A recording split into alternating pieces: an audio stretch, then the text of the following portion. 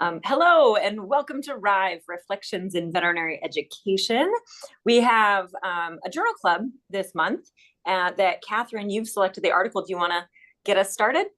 Yeah, sure. So I'm a little bit interested in admissions for a variety of reasons. And so there's sort of been this back and forth about, yes, the GRE is important and it's predictive, and no, the GRE is not predictive and important. And there are other things that are potentially important in trying to determine if somebody should be admitted or if they're going to potentially have problems. And so there's a lot of research around trying to select good candidates, obviously, that are going to be successful, but then also looking at those candidates who are selected because no system is perfect and determining whether or not some of them are going to potentially have some trouble during the program. So I selected an article called Predicting Academic Difficulty in Veterinary Medicine, a Case Control Study. And this is by Vertloo, Burzett, and Danielson. And this was actually just published in 2022, so fairly recent, which I appreciated. And so, yeah, that's the article that I chose this week that we're going to talk about. So I don't know what your initial impressions were of it. If one of you I wants to. was I was so excited to see this because this is a question that I think we've all had, but I acutely remember I was on the standards and admissions committee and we were having students that were having academic difficulties. And I was like, I wonder if anyone's done this. And I put it on my list of future research ideas, and now here it is. Nice. Good. I'm going to be honest, I'm going to be cranky throughout this whole discussion. That's okay. That's okay. Yes. So for me, right, like I'm a clinician. I like that's my background, and to me, this is a prognostic indicator study, right? And it carries a lot of the same. I was feeling all the same frustrations that I feel when I read prognostic indicator studies, but we'll get into it. So, No, I I'm actually really interested in this, but I yeah, appreciate that because I actually there were some visceral reactions that I had to some of the things in here. And some of it has to do with the fact that it is a strictly quantitative paper, right? yeah, And so you're trying to determine things based on a quantitative assessment, which I mm-hmm. think has a place, but then you're missing that other. So there's lots of like, Yeah, but why? But why? yeah, Right? Like yeah, they're answering questions, but they're not telling you really what the depth of that question is. yeah, I happen to know one of the authors, and I know that author is a very quantitative person. And yeah, so, I like that person, but yeah. I just think so. I'm right there with you. There were a couple of things in there that were a little bit of a pleasant surprise to me, I think, in some ways, but there were also sort of this like, okay, but why question. Yeah. Well, So I'm excited to hear Eric's thoughts on some of the questions from a quantitative standpoint, because I definitely am not an expert in statistics or statistical analysis and some of these things, but I have concerns about some of the claims that are made based on the stats. So yeah, but I yeah, will have to preface this. Want to give people props, like Eric said. It is nice that people are looking at this stuff because these are really important questions and they're really, really hard to answer. So I do think it's important that we try to get the information we can. I want to make sure that we are cautious with how much we rely on this kind of yes, information. So Yeah, Bobby, absolutely. what's your beef with prognosticating studies? Oh, so I guess I should qualify. It's not necessarily that I have a beef with the studies. I have a beef with how they get used. Oh, I think okay, I think sure. people there's just this widespread common misconception, and I think the same danger occurs with this study is that you can use prognostic indicator studies which look at a population and apply them to an individual, and Right. I think that's the problem. And I worry even with the title of this, right? Predicting academic difficulty. That already implies we're predicting it in an individual. And I think there's major danger in that, right? Predicting which animal is going to live or die based on that's not how they work. And so, yeah. So Okay, I just think there's a lot of misuse of yeah. cool. prognostic indicator Thanks. studies. Yep. Yeah, I think that's fair. And I think it's one of those situations where, and this is sort of one of the things that ran through my head too, is that they talk about all of these studies that support what they have found. But it's Mm-hmm. like, yeah, of course you're going to cite the studies that support what you have found. You're not going to explore the studies that didn't support Mm-hmm. the things that you found. And I think that's Mm-hmm. one of the things that, that bias really creeps in. Sure. Um, and that's, I mean, in many relays, I've been talking about this with my husband, is that we do this in our brains. We want to be right, and so we want to find things that are going to support us in being Sure. right, and that happens in when you're working up a case as easily as it does when you're doing research. So I think Yeah. it's a good parallel. So I mean, essentially, I don't know if I guess we can just kind of go through this in the Yeah. normal sort of academic way. Essentially, the authors are are saying in their introduction, you know, that because of the rigor of an academic program like veterinary medicine, it's it's good to kind of be able to identify individuals who might have some trouble early, whether that's because they want to support them early or they want to, you know, potentially not have them in the program at all. That's not made clear, which is fine. That wasn't the purpose of the study. But basically, they wanted to just sort of do a study. It was a retrospective case control study of students to see if there were any one of, I think, 28 indicators that could potentially correlate with their ability to get through a program without going into either being on probation at any point during the program or having to, you know, leave the program for academic reasons. So they basically came together and figured out these 28 things that they could measure quantitatively. They ended up, I guess, reviewing application or veterinary medical students who were admitted to their program. I'm assuming it was their program from 2008 to 2017. So it was a pretty wide range of individuals, a 10-year range. They qualified, or I guess I should say, determined that students who had academic difficulty were those who had been dismissed from the veterinary program or placed on academic probation. And then they identified control students for each individual that they considered to be academically in danger. So, and again, I'm not a quantitative person, so a lot of this I'm like, okay, this doesn't really make a lot of sense. So I think, Eric, maybe you can explain it a little bit better. But basically, they collected pre-admission data from their application materials, including a variety of things like interview scores, standardized exam scores, prior academic achievement, standardized test scores, which I'm not sure why that's different from the standardized exam scores, unless that was like undergraduate exam. I don't know. I'm confused about that. Prior experience, letters of reference, responses to essay questions, and then demographic data. So again, they did have 28 possible predictors of academic difficulty, and then they gave us a sort of a descriptor of each of the predictors.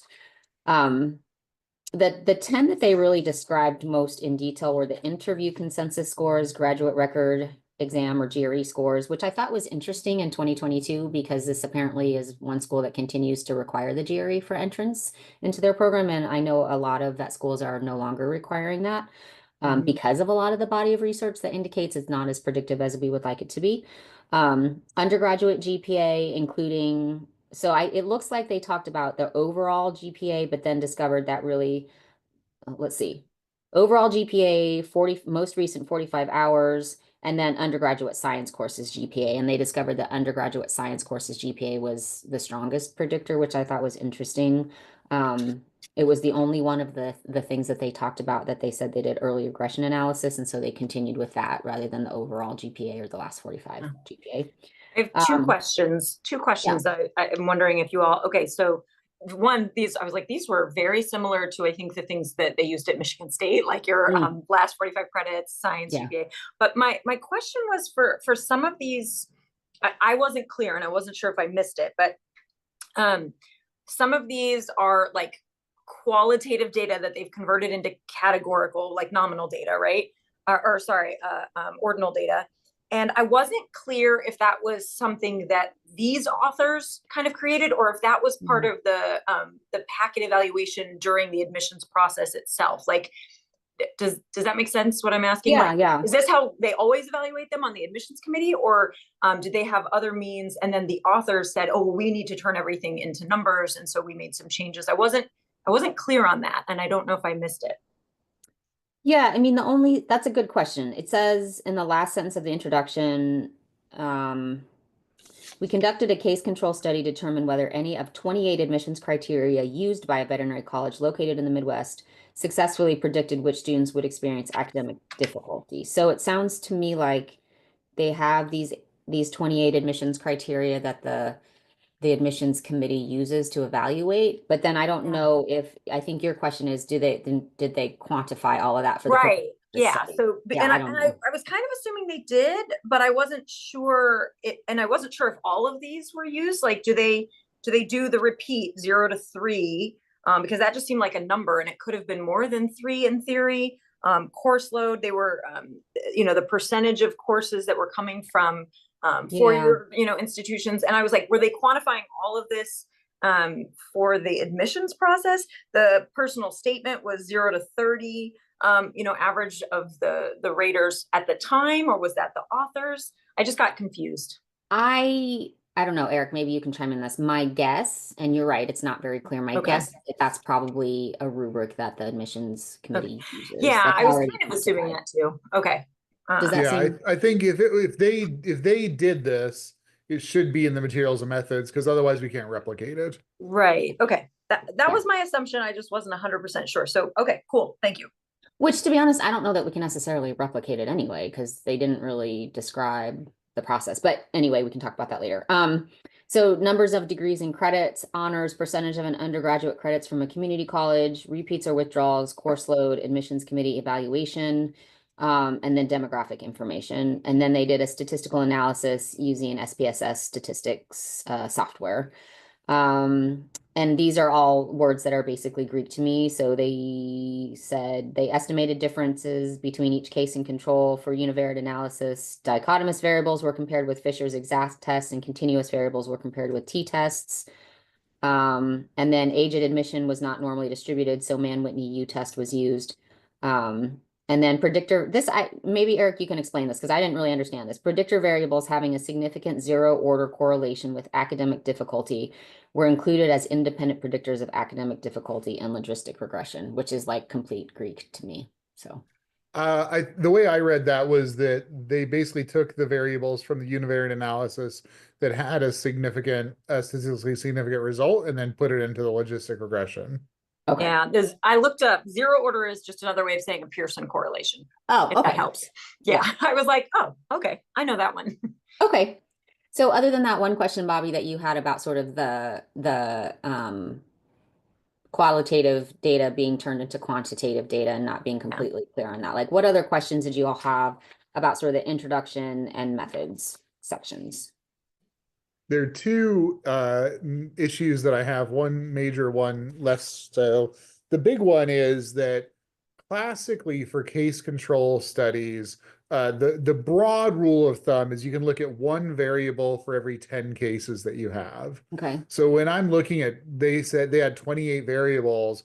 I'm like, so you must have had 280 students that had academic difficulty to approach a reasonable power. And so I call this, I've done a lot of these for residents, they're fishing trips, right? Like they don't know what they're looking for. And I am always irked at them because your selection for predictor variables should be intentional. Yeah. Right? Because if you do a shotgun approach by random happenstance, this is how statistics works. By random happenstance, some of them will be significant, Sure. but that doesn't mean they're meaningful. Yeah. Yeah. Oh, I feel like we're going to get a lot more into that. Yeah. And so by your description, you said they should have had 280 students that had academic difficulty, but in fact, they only had 55 that met the criteria for academic difficulty. So can you talk about that a little bit? Yeah, so I mean, if someone asked me how to do this, the way I would advise them to do it would be to look at what's been shown to be significant predictors in previous publications and really zero down on those with maybe a handful of others that they really think are important at their institution, that they look at and they give a lot of weight to and they care about, that they really would like to know. So yeah, your variable selection is really important, and they did a perfectly reasonable way to do variable selection, which is univariate analysis. They didn't provide the level of detail that I would expect for the logistic regression. Often these will be with elimination, forward or backward elimination, where the model continues to iterate until it just weans down the variables that are meaningful. They're not always the significant ones, but the ones that are meaningful. So they didn't include that, and I don't think they included their alpha level cutoff for significance. They did it in one of the charts. I think no, they did a p value, but they didn't include an alpha. So although I will say that you just saying that right there is like, oh, well, there maybe is a little bit of overlap between quantitative and qualitative, right?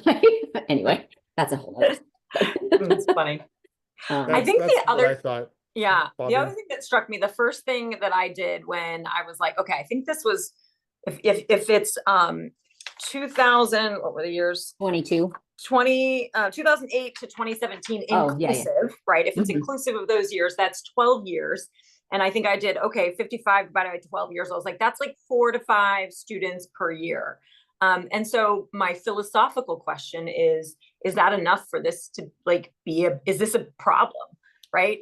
So I don't, do they say how many students they admit each year?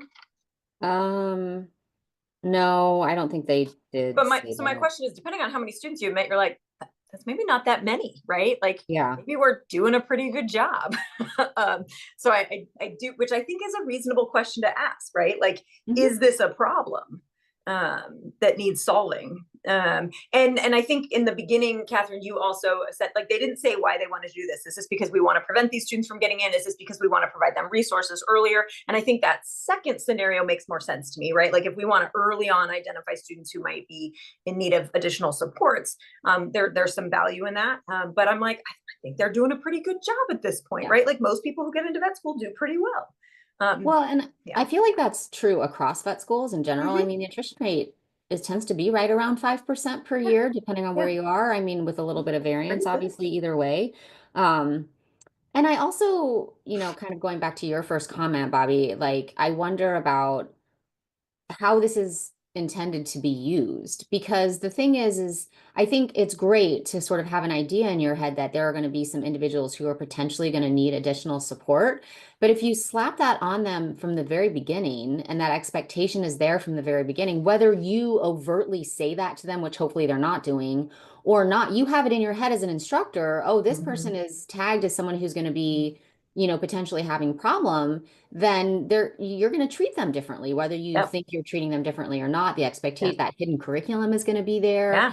Yeah. and they're more likely to live down to that expectation, which that has been proven time and time again, or supported time and time again in the Yep. literature. So Yep. I think there's a lot of questions about the why, again, that I have when it comes to this, beyond just some of the statistical things.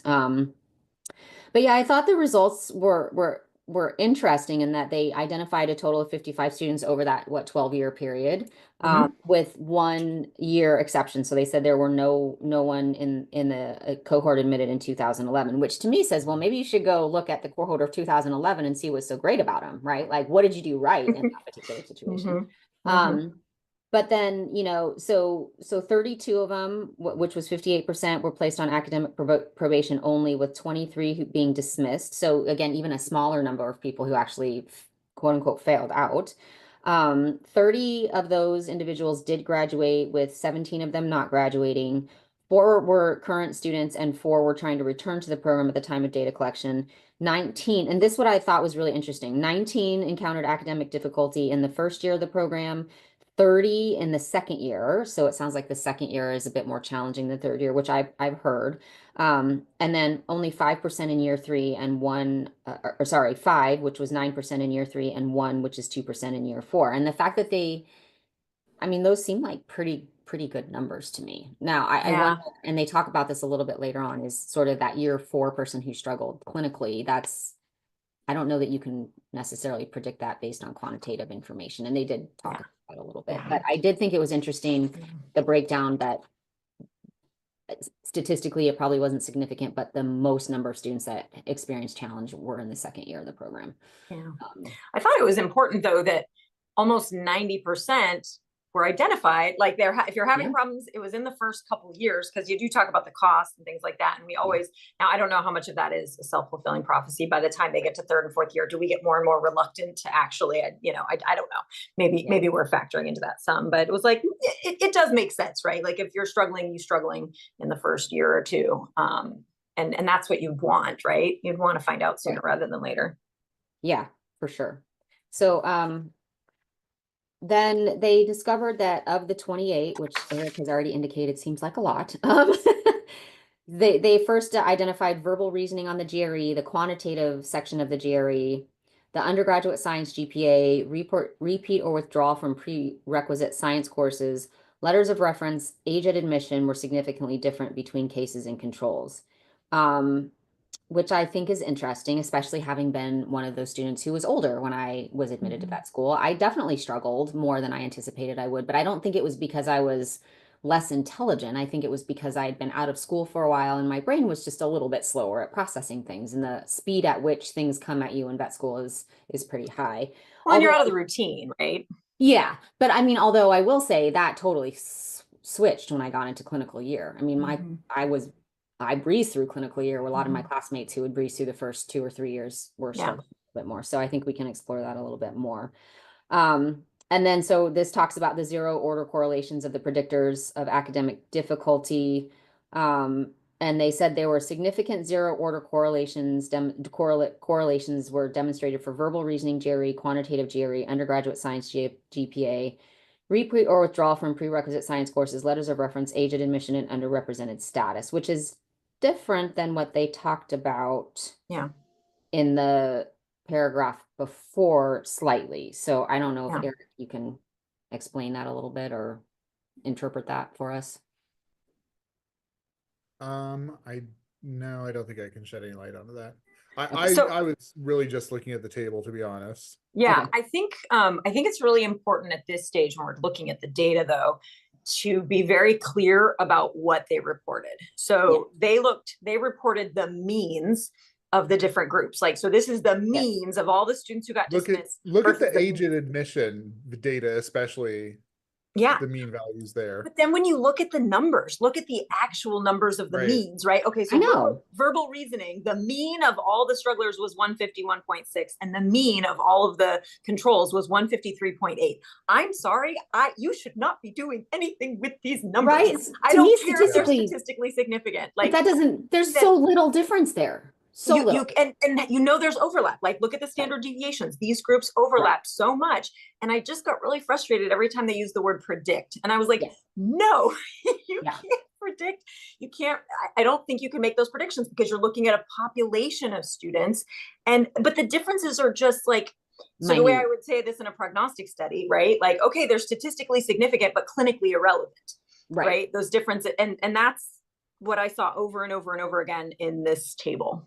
Okay, so that makes me feel better because I was reading this table and I was like, that doesn't seem like it's that different to me. And I mean, yeah, obviously something can be statistically significant and not necessarily that far apart. But I mean, common sense, you look at this and you're like, there's literally like a 2-point difference in the verbal and quantitative reasoning between the controls and the strugglers. Like, really 2 points? That's literally less than one question on a standardized exam. How can you say that that's going to predict somebody's going to struggle? I mean, those are still reasonably decent scores, right? In my head. They're the same score.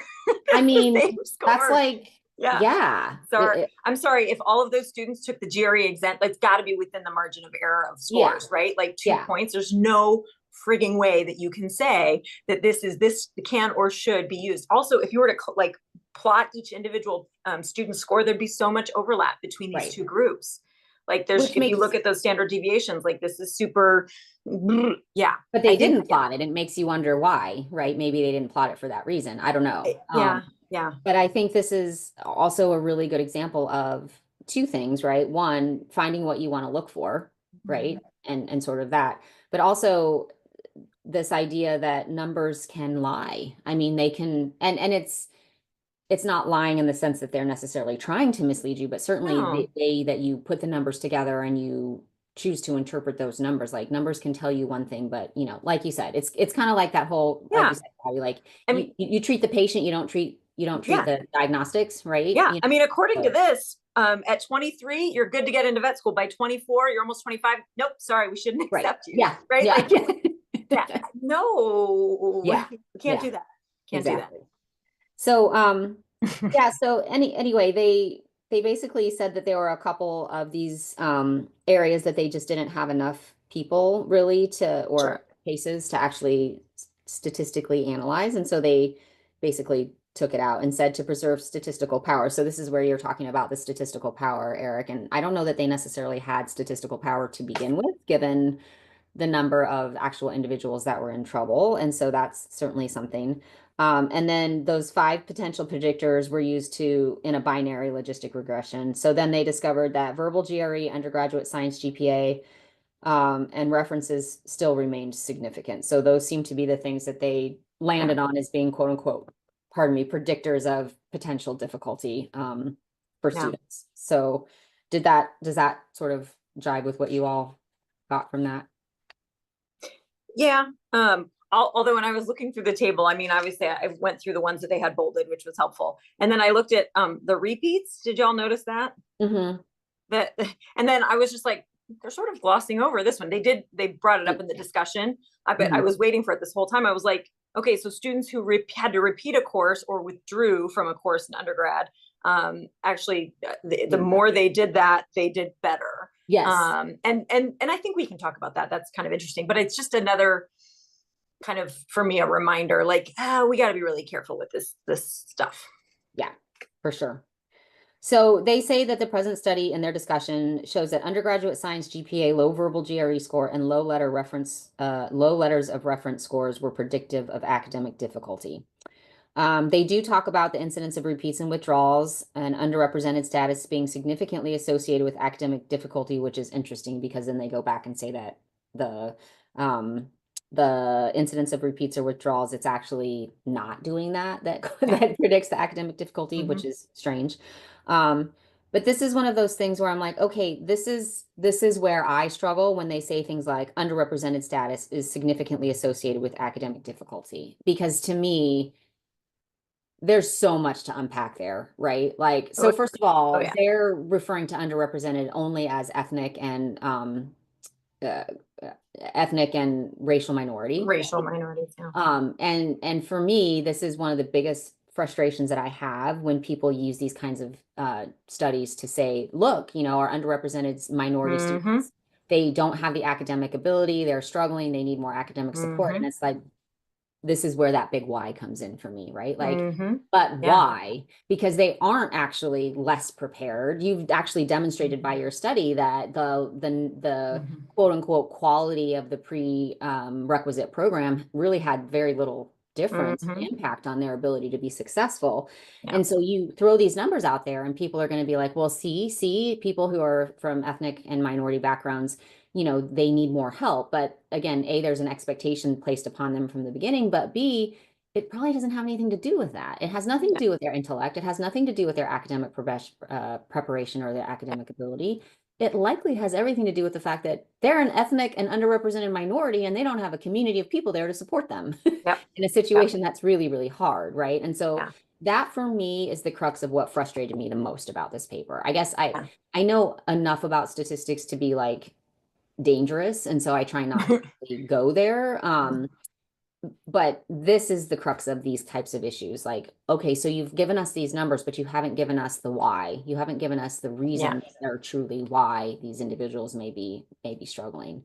And I think that's true too of people who had letters of reference, and they did explore that a little bit, which I thought was interesting. But they didn't really explore the underrepresented minority situation, and that was really frustrating to me. So it did go on to say low undergraduate science GPA was the strongest predictor of academic difficulty in the study.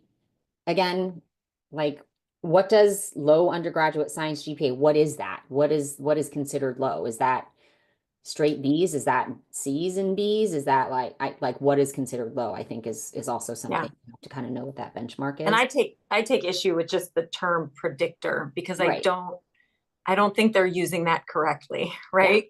Because there's nothing that they presented here that said, okay, somebody who had a number below this cutoff or whatever, you can predict they will do that. And that's what would be useful, right? Is to say, okay, if we were able to put all these things together and even if they gave us a sum, they put all these, they're looking at each one individually. We said, okay, we summed up everybody's things. And then at this point, there's like this sensitivity and specificity to predict who is going to have academic difficulty. That might actually be useful. But that's not what they did here. Again, these were populations they were comparing. And I think that, like, when you, I don't know. So we're trying to apply population statistics to an individual, or again, that's the danger, right? When you use terms like this is a predictor of this, that people read this and they go, oh, I can use this to predict who's going to have problems. And that's not what this says. Right. Whenever I teach study design with case controls, I talk about risk. It's a risk factor. Right. It's not a predictor. Right. Yeah. I love that. I think that was important. And they have that like in one of the tables, right? I think was it the regression analysis table, the zero order at the end, where they have the odds, ratio and things like that. But that in the language, right, in the discussion, the words that are used, I think matters, right? Because the average person who reads this, and again, like myself included, like I don't have a strong statistic background. I've just, read enough papers and worked around enough really smart people to pick up on some things over the years. And I think there's just a real danger. I mean, for me in my clinical job, I worry about people making recommendations for humane euthanasia because this prognostic indicator says that, 12% of animals with this are not going to make it. Or worse yet, we published a study that includes the euthanized animals in the prognostic. And I was, no, that's not allowed. And the same thing I worry about here, right? It's not euthanasia, but like we're going to prevent, maybe this student from getting into vet school. If somebody uses this, they could say, okay, we're going to eliminate this cohort of students. And I think there's a real danger to all of us, right? To our profession, if we take this information and use it in that way. Whenever I see prognostic indicator studies, I want the authors to state that like very clearly and equivocally. And I almost never see that as, hey, we need to be really careful that this is not applied to the individual. That's not how these are supposed to be used. We can talk about resource allocation. We can talk about, again, on a population level, I think that's fair. But I think we just have to be really, really careful. And there's a real danger in these kinds of studies. Yeah, and I would say that this particular study is very assertive in its statements, right? It's very much like, these are the things that we found to be the case. This is why we feel this is way. And it does say there are things that need to be studied further, blah, blah, blah, blah, blah. But I mean, just comments like, sorry, let me turn my light on because there was a comment back here that was, okay, so for example, on page 529 in the last full paragraph of the first column, it says, older age at admission was associated with academic difficulty in the study, but not in multivariate analysis. And then it does say, again, later on, older age at admission has been found to be a predictor of academic difficulty in multiple studies of medical students as well. And I'm like, okay, well, that's 5 studies.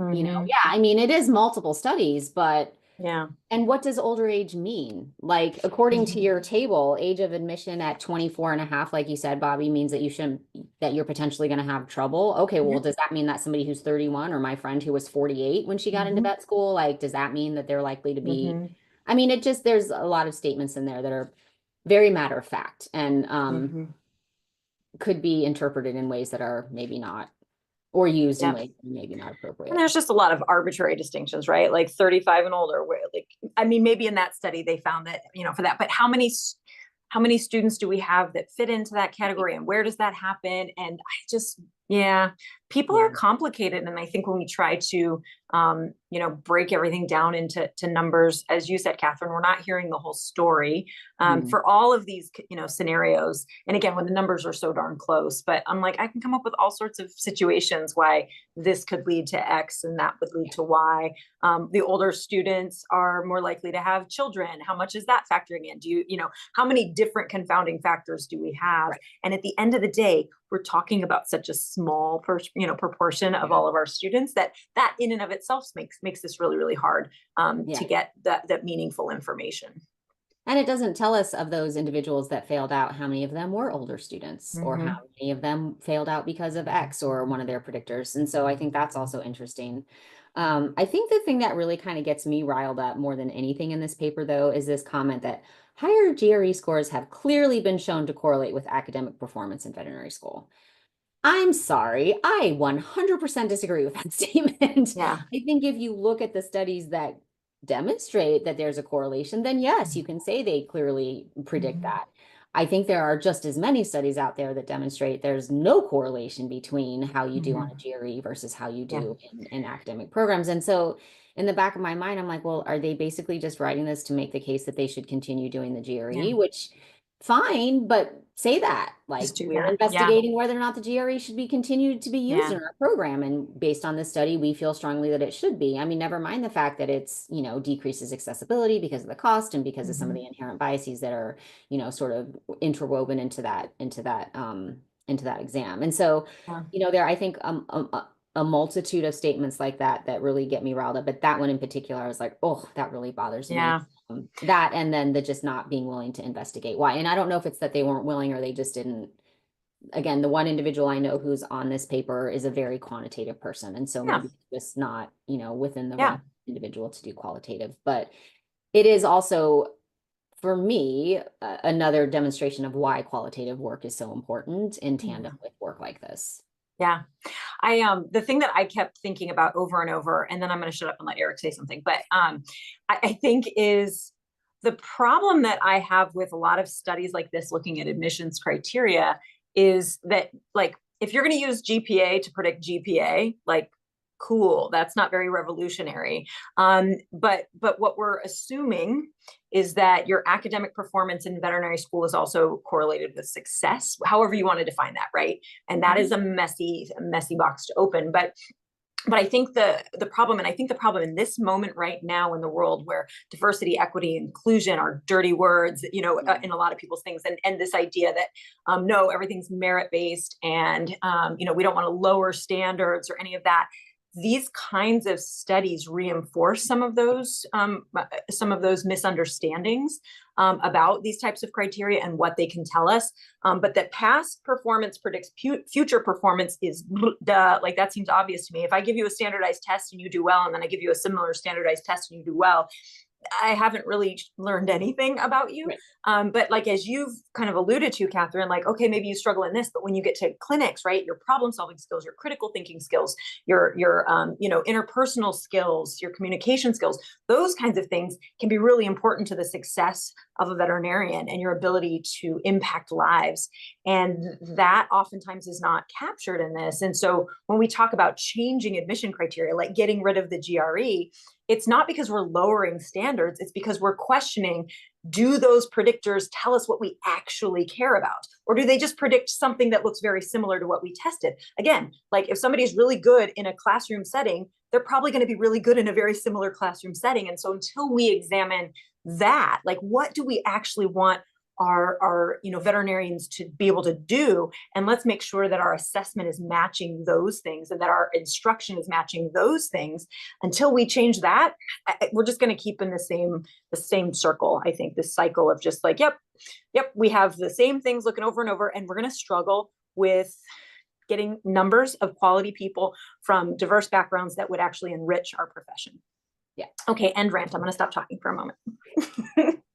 The thing that struck me was the letters of reference, because like I've done some studies where we tried to quantify letters of reference and had people, done this for, a decade or more, and we all disagree with each other. And so that, to me, like, that's the most interesting finding of this whole paper is like, what rubric are you guys using that you can distinguish those who are going to have academic difficulty or not? Like, I want to know. Yeah. Because that seems impossible. Yeah, I think that's really, and they do discuss that, and they're like, oh, maybe it's just because they're really good at reading between the lines, because primarily letters of reference are really good. And I'm like, I mean, sometimes it's pretty easy. Yeah, sometimes it's pretty easy to read between the lines, and sometimes it's like, I don't know, separating grains of rice from each other. You just like, you don't know. So I think that's really interesting. And I will say, that they did talk about the fact that they didn't necessarily find that this was quote unquote predictive of clinical performance, right? And so they do talk about this information being really mostly seeming to correlate more to those students who struggle in the first 3 years of their program, which tends to be classroom based versus being in the clinics.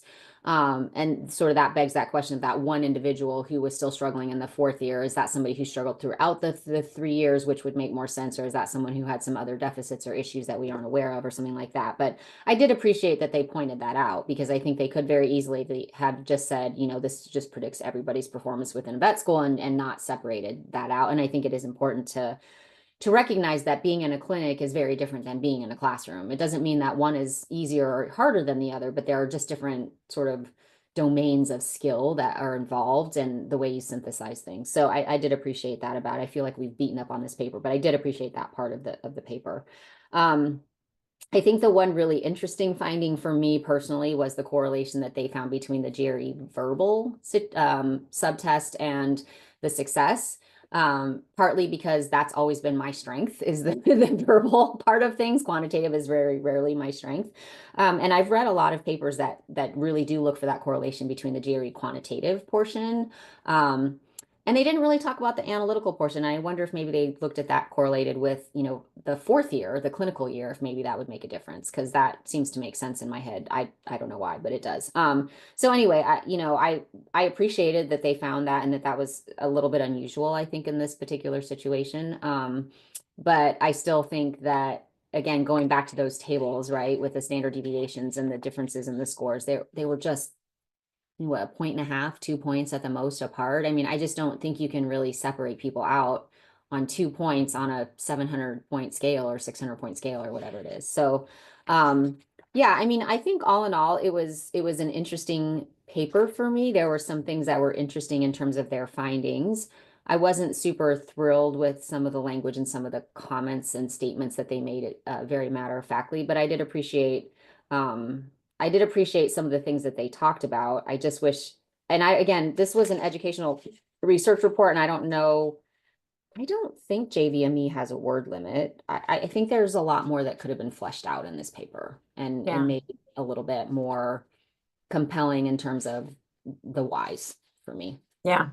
I'm not aware of any word limits, especially for research reports. Yeah. And I don't know. I feel like I need to apologize because I warned everybody at the beginning I was going to be kind of cranky about this one, but I do think it is important to acknowledge the work that these authors did and that their contributions and again, they're not necessarily right, like responsible for people misinterpreting and misusing. But I do think there are a lot of papers like this out there, again, more on the clinical side from my experience that do get misused. And so I think it's really important. And again, like, I would sort of implore those of you doing these kinds of research studies, again, whether it's on the clinical or on the social sciences side, but like to be very clear, quantitative folks out there, what you can actually get from your information, because I'm thinking about the average reader. They're trusting you, right? A lot of them are trusting you because they're like me and they're like, I don't know statistics that well. So, this got published. So surely this is pretty good. And somebody did a lot of like statistical work and they're using words that I don't know what it means. So they clearly know more than me, but the interpretation, like, how can you use this? What does this actually mean for admissions, right? Like, what does this mean for what should we and shouldn't we do with this information? I think is really important to try to impart, because again, applying population statistics like this is, again, means of two populations comparison is very, very different than, okay, I have this student and I have this information. Can I predict whether or not they're going to develop, X disease or, like, again, I'm trying to, correspond it to what I'm used to. I think if your goal is to reduce the number of students that have academic difficulty at this institution, like, that's how I would use this data. Right. If that's your goal. Yeah. Now, to I think the point that Catherine made, does that necessarily impact like lifelong happiness, success as a clinician, et cetera? I don't know. I will say, having sat on that committee, it is super frustrating getting these students there. And it's like, man, you have spent a lot of time and money, and this was a bad career choice for you. And we should have someone should have figured that out years ago, know? Yeah. And I think, to your point, Bobby, too, I think it's also about being really intentional and careful about the language you use. Right? So when I taught public health many, many years ago, and I was teaching study design at the very most basic level, one of the things that we talked about was, correlation is not causation. And I think that's one of the things that wasn't made really clear in this particular paper, right? They talk about predicting, they talk about things that you can use to sort of potentially determine whether or not somebody, and I think that there are potentially some correlations there. So potentially there's a correlation between your letters of reference and your undergraduate GPA and your age and having difficulty. But I don't know that those are things that cause you to have difficulty. And I think that someone who's a little bit less versed in research and understanding that would very quickly pick this paper up and say, oh, well, we should just select for these things and we should just, minimize And so, yeah, and they don't, again, you're right, they don't have any control over how it's used, but they could certainly put a disclaimer in their paper about, these are the things that we found at our institution. This does not necessarily mean that that's what's true at your institution, because every admissions process is slightly different. They also didn't talk about how they did use this, if they used it, right? Did they apply it to then future cohorts of students, and then did they see a significant change in the Or do number they of plan students to? right? And so I think there are, again, lots of things that could have been done a little bit differently. I do appreciate the work they put into it. I do appreciate all of the things and the statistical analysis that I'm like, okay, yeah, I know that these are a thing, but like I know enough to recognize that these are real tests, but I don't really know why they chose them, those kinds of things. Yeah. But, I've read enough papers, not necessarily this one, but I've read enough quantitative papers to know too that that a lot of times authors know that about their readers. And so sometimes they just do it because they can get away with it. And they do. I mean, I've seen papers that were published that I'm like, I don't really know that much about statistics, but I know that's wrong, Yeah. Well, like, do you have an agenda either explicitly or implicitly, like you said, were they trying to say like, this is why we're still using the GRE? And so they wrote it in such a way that puts that in a more favorable light. Eric, I wanted to go back. Could you speak more? You said, how you would use it to sort of reduce academic difficulty. Can you tell me how you would envision using this kind of data? Like, let's say you were at that institution, like what would you recommend? That's a really good question. I think that we don't have enough information, unfortunately, in like especially the letters of reference, like how they're scored or even what their whole process is. You could, if you wanted to stay super quant to it, you could use these 5 variables in the final logistic model and enter those into a equation, basically like build an equation, kind of like we have like the calcium predicting equation, like that kind of thing. You can build an equation for that and then just like use the numbers, to determine it.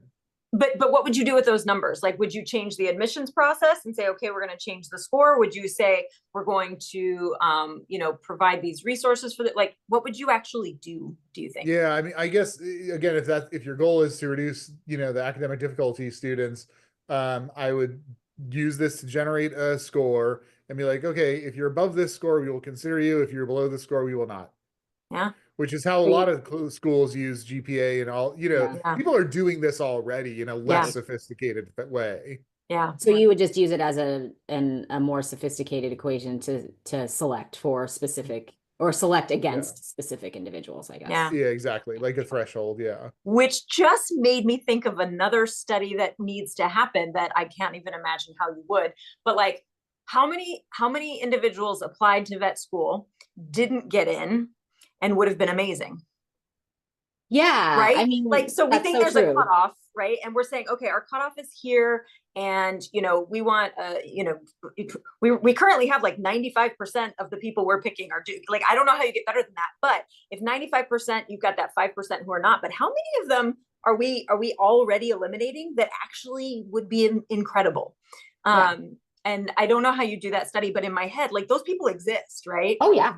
They absolutely exist, that we have some amazing people that we're already eliminating. And so then like, if we slice off that 5%, are we going to then have a new 5%, right? Like, and then it's another 5%. And because there's always a bell-shaped curve, right?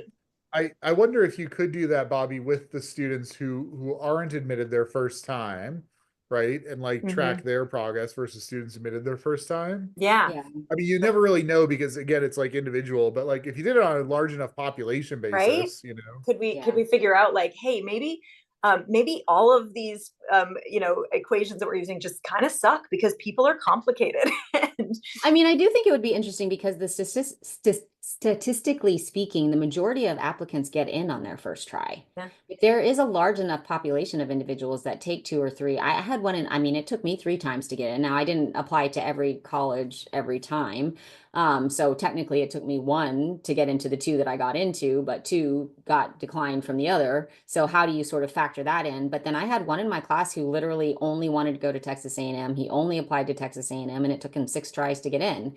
And the only time he got on the 6th try was because because he was on the wait list and he was high enough on the wait list that he got to take a seat. And he actually was fantastic. I was going to say, he was fantastic. If I had to predict the people who had to try multiple times to get in, I would guess they do better. I mean, maybe not all of them, right? But I bet a lot of them, like, maybe it's because they've had extra time, but maybe it's because they have that grit, that perseverance, and that, like, I mean, if I get to choose amongst somebody who like really, really wants to get into vet school, and somebody who's like, oh, this seemed like a good idea. I had an interesting weekend, or, you know, my parents always wanted me to be a vet, whatever. And, you know, and I'm wealthy, so I can do whatever I want. And like, I'm going to work my butt off to help that other student who had to try, even if they're academically like, because after, right, they get through the academic stuff, right, and they're going to actually do the work.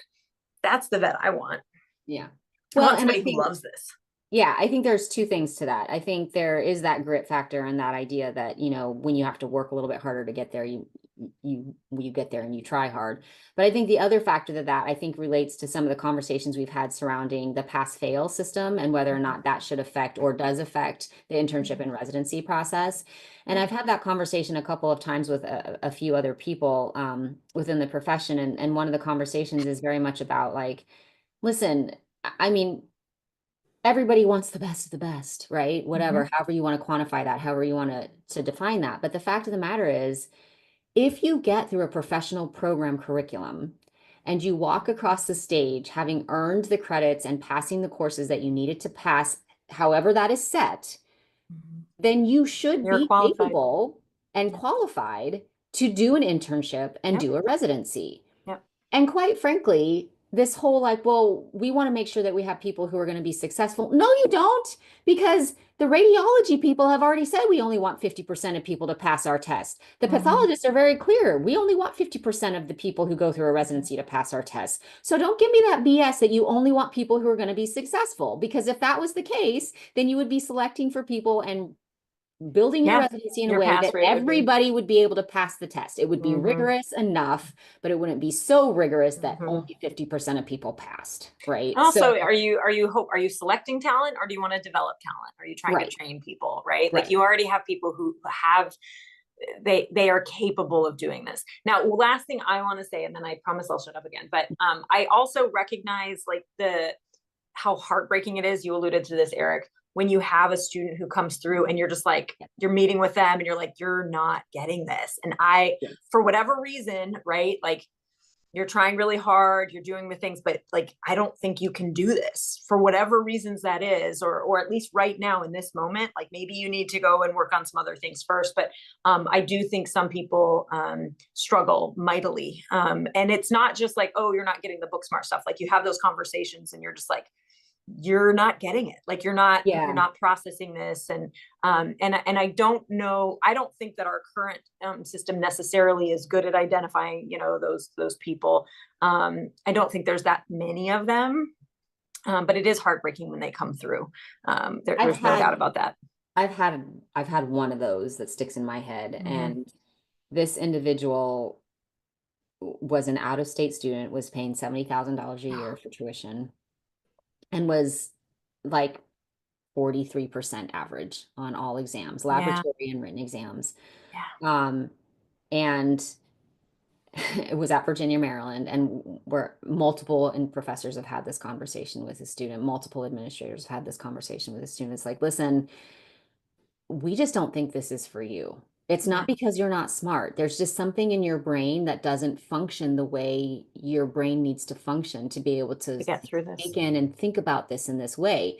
The way we see your brain functioning is like somebody who would be really great in a PhD program, right? Like you would do great in a PhD program. You would be great in a doctoral program. The student had a scholarship that was essentially, you know, paying for 50% of her tuition and a job associated with that. And then at Virginia, Maryland, so what happens is if you fail out of your course, then you have the opportunity to take what's called an advancement exam. And it's a single comprehensive high stakes exam. And if you score, you know, a passing score on that, then you've then passed the class and you can move on.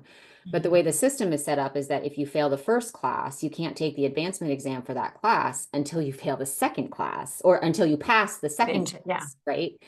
And so anyway, this individual went in with basically a 44% average and was like, no, I really think I can do this. I really think I can take this advancement exam. And we're like, listen, if you withdraw now, then you can preserve your scholarship because you're basically withdrawn and you're not actually failing the course. You can preserve your scholarship, you can preserve your opportunity to come back and all the things. And she just insisted, no, I can do this. I can do this. I mean, it was very clear that she was not going to be able to make it. And she took the advancement exam and she failed it massively. And had another conversation with a student about, you need to really think about whether this is the career for you. And we had caught her early, right? Mm-hmm. And she's back in the program, has decided that this is what she wants to do. And so I think that's what's frustrating too, is that so many of these students get it into their head that I wanted to be a vet for so long, or this has been my dream and I'm finally here, that it's so hard to hear that it's not going to happen, that they just continue to do it in a way. And then they do come to you in the 4th year, if they make it that far, and they can't function. And it's at that point, they finally realize, oh gosh, maybe all these people who were telling me it wasn't for me were right, but now it's too late, right? Like, because I've got $400,000 in student loan debt. And if I don't graduate and get my degree, then what do I do? But then what's the chance they're going to pass the NAVLE, right? And then they're still stuck with a degree. The only thing they get to be called is doctor, but they don't actually get to do the doctoring that's associated with that. So, I mean, it would be, I think in an ideal world, it would be great to be able to sort of weed those people out at the very beginning so that you didn't have to do that. I mean, it's not ethical, right? Because again, people are complicated and you can never really know.